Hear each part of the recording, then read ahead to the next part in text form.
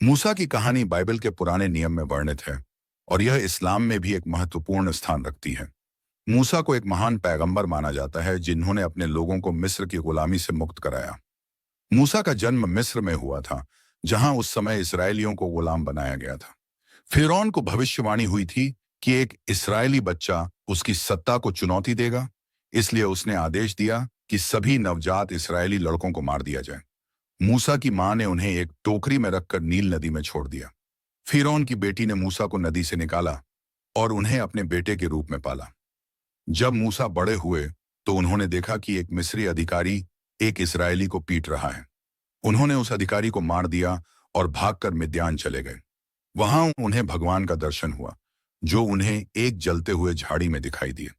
भगवान ने मूसा को आदेश दिया कि वह मिस्र वापस जाएं और अपने लोगों को फिरौन की गुलामी से मुक्त कराएं। मूसा ने फिरौन से इसराइलियों को छोड़ने की अनुमति मांगी, लेकिन फिरौन ने मना कर दिया।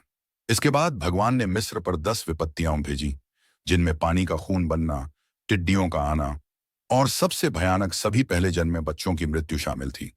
अंत में फिरौन ने इसराइलियों को जाने दिया। मूसा ने इसराइलियों को लाल सागर की ओर ले जाया, जहां भगवान ने सागर को 2 हिस्सों में बांट दिया, जिससे वे पार हो सके। फिरौन की सेना ने उनका पीछा किया, लेकिन सागर का पानी वापस आ गया और उनकी सेना सेना डूब गई।